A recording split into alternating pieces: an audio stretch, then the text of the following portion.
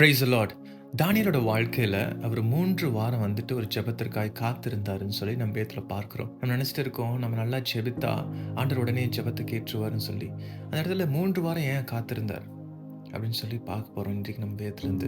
அதுக்கு முன்பதாக என் பேர் ஃப்ராங்க். இந்த ஒரு பேஜில் என்னோட வார்த்தை, என்னோட பாடல் ஷேர் பண்ணிட்டு இருக்கேன். வாங்க சேர்ந்து என்னோட ராஜ்யத்துக்கு ஆயத்தப்படும்.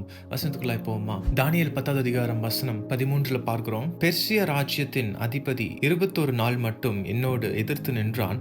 ஆனாலும் பிரதான அதிபதிகளில் ஒருவனாகிய மிகாவேல் எனக்கு உதவியாக வந்தான். ஆதலால் நான் அங்கே பெர்சியரின் ராஜாக்களிடத்தில் தரித்திருந்தேன். பாருங்களேன், இந்த இடத்துல 3 வாரம் ஏன் காத்திருந்தாருன்னு சொல்லி பார்க்கும் பொழுது, அந்த இடத்துல மேல வந்து வான மண்டலத்துல சில போராட்டங்கள், அதான் வேத வசனம் சொல்லி எபேசியர் 6வது அதிகாரம் வசனம் 12 பார்க்கிறோம். ஏனெனில் மாம்சத்தோடும் ரத்தத்தோடும் அல்ல, துரைத்தனங்களோடும் அதிகாரங்களோடும் இப்பிரபஞ்சத்தின் அந்தகார லோகாதிபதிகளோடும் வான மண்டலங்களில் உள்ள பொல்லாத ஆவிகளின் சேனைகளோடும் நமக்கு போராட்டம் உண்டு. அந்த இடத்துல தானியேல் அவர் ஜெபிக்கும் பொழுது முதல் நாளே கேட்கப்பட்டது ஜெபம். ஆனா அந்த பதில் வருவதற்கு தாமதமாச்சு. எதனாலனா வான மண்டலத்துல போராட்டம், வார் நடந்துட்டு இருந்துச்சு. இன்றைக்கு உங்களோட வாழ்க்கையிலும் சில காரியங்களுக்காய் காத்திருக்கிறீங்களா? சில நேரத்துல அந்த ஜெபம் வந்துட்டு நாட்கள் ஆகலாம், வாரங்கள் ஆகலாம், மாதங்கள் ஆகலாம், வருஷங்கள் கூட ஆகலாம். ஆனா நீங்க சோர்ந்து போகாதீங்க. என் ஜெபத்தை ஆண்டவர் கேட்கலன்னு சொல்லி உங்க ஜெபத்துக்கு பதில் வந்துட்டு இருக்கு. நீங்க காத்திருக்க ஆண்டோட சமூகத்துல. ஒருவேளை தானியேல் அவர் வந்து ஜெபத்துக்கு பதிலே வரல அப்படின்னு சொல்லிட்டு 10 நாளே வந்து ஒரு ஜெபத்தை நிறுத்தல, 20 நாளே ஜெபத்தை நிறுத்தல. அவர் ஜெபித்து கொண்டே இருந்தார். ஜெபத்துக்கு பதில் வரும் வரை காத்திருந்தார். உங்களுடைய சமூகத்துல காத்திருப்போம்.